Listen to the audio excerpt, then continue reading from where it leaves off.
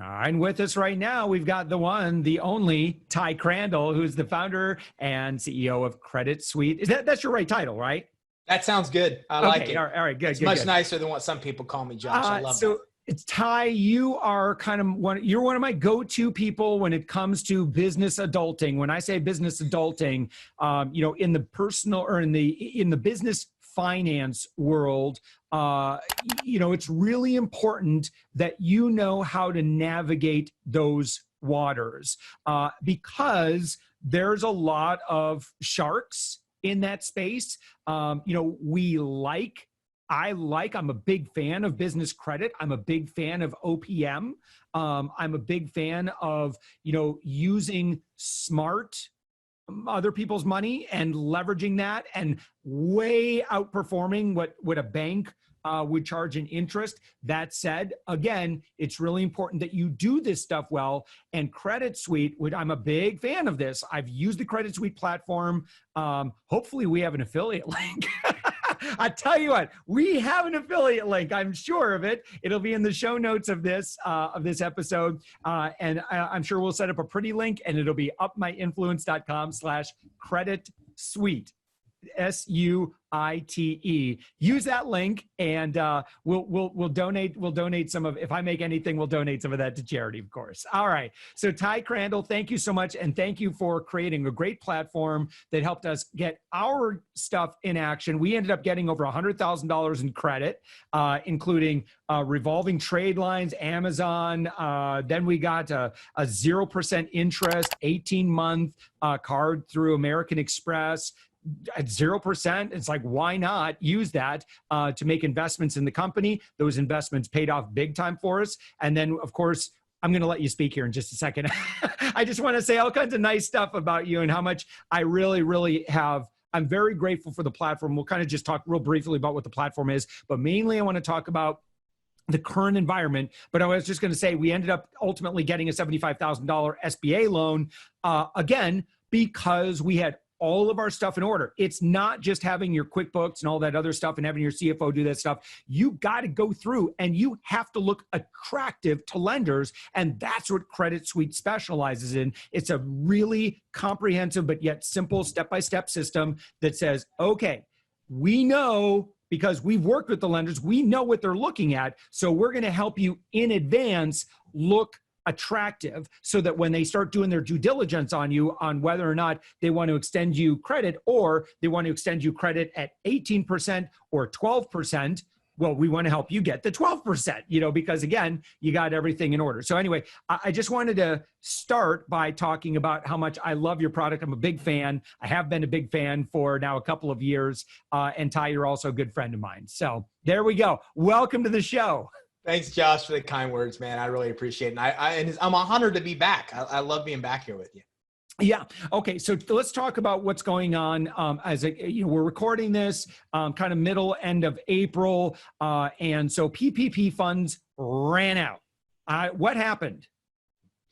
Well, there wasn't enough money nearly for the businesses that needed help. I mean, first of all, they may be PPP, and for those that don't know, this is the Paycheck Protection Program by SBA, where you can get about 2.5 times the amount of your average payroll, and it can all be forgiven. So very appealing to any business, right? And they made it so easy for almost any business to qualify that's exactly what happened, Josh. It's just almost every business owner I know applied for it. And I would say the vast majority of businesses in this country applied. Well, the problem is, there's 30 million businesses in this country, and they only set aside $349 billion in the initial bill. I say only, but the reality is that money went fairly quick. I said it would go in about 10 days, and I think it went at the end of the 9th day.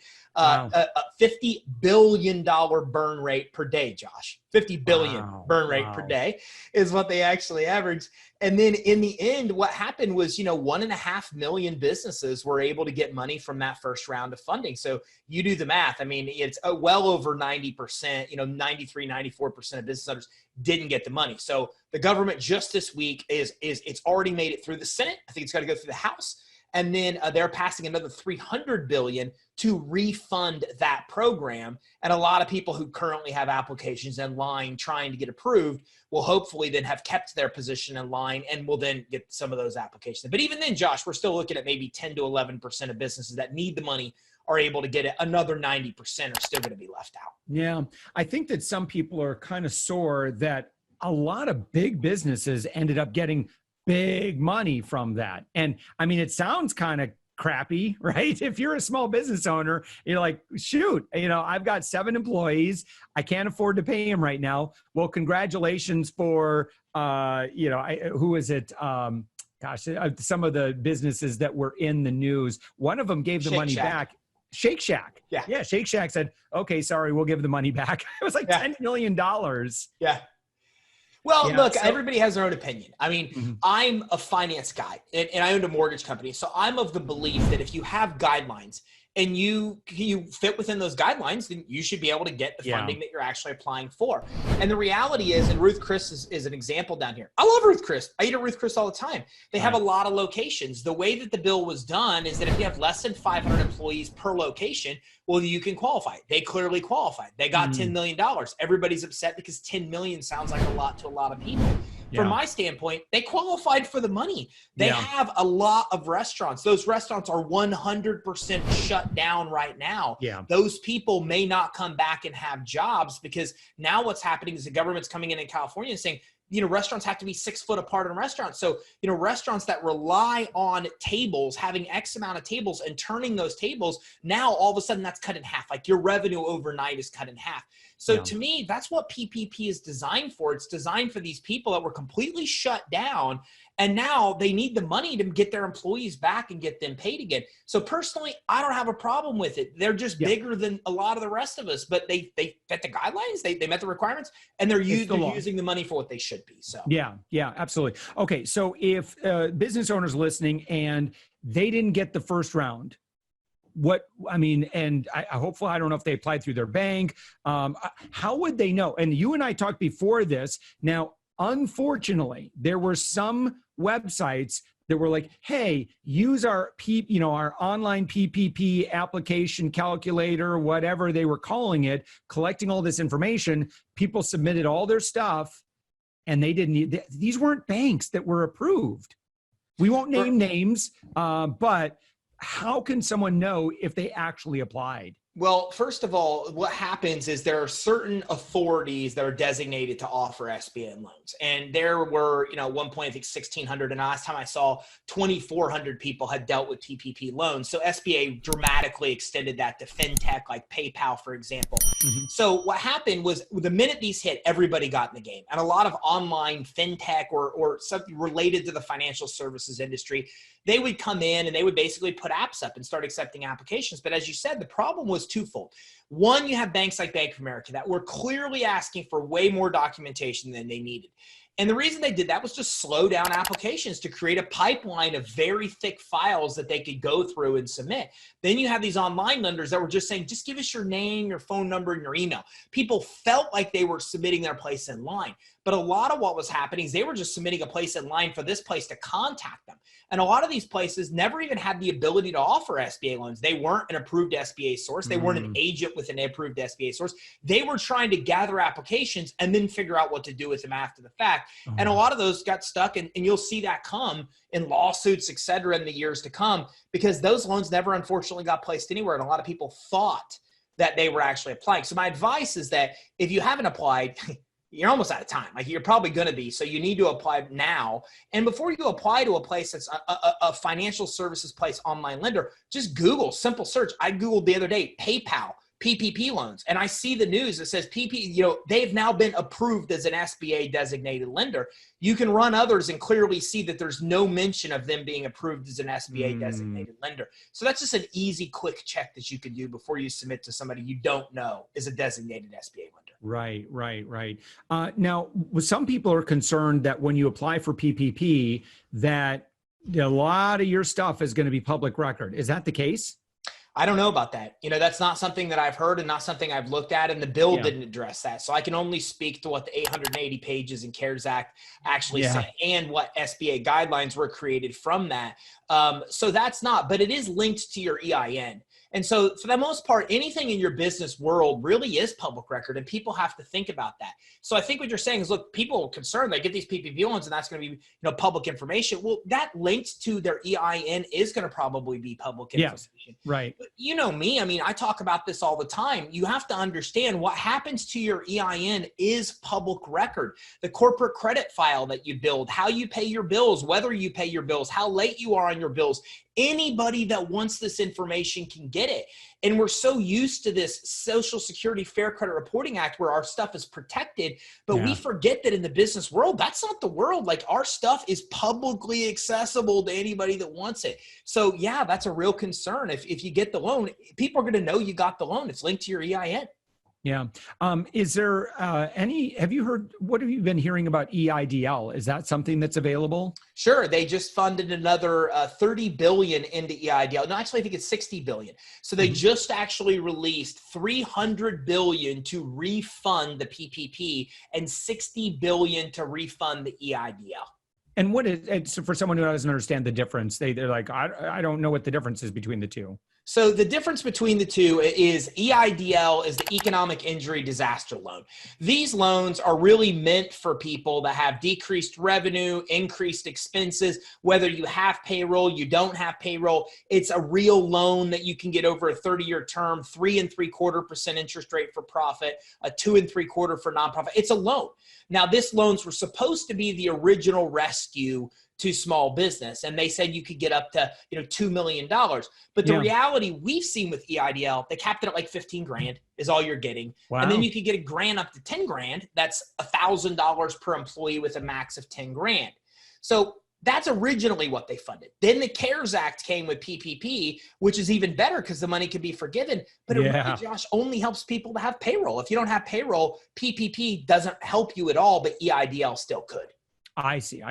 Another thing too, kind of a silver lining here is that those of us who had an SBA loan, we just had 6. I don't know if everybody got this, but I got an email saying basically from my bank that said, hey, congratulations. The SBA is going to be paying 6 months of your SBA loan, which our payments are pretty small anyway, because it's spread out over a 10-year term, which is wonderful for, being able to have, I wanted to talk about the terms of PPP as well. But this is another thing that has been available to businesses. If you happen to have had an SBA guaranteed loan, the SBA is making 6 months of payment. Is that true for almost everybody? True. I mean, there's a couple programs that get lost in EIDL and PPP people forget about. And one of is the forgiveness program. I'm sure you, the same as us, we immediately got this and got it approved. It was automatic, was wonderful. It was fantastic. I mean, the first thing we did, we have an SBA loan. We went in, we applied. As you said it was immediate.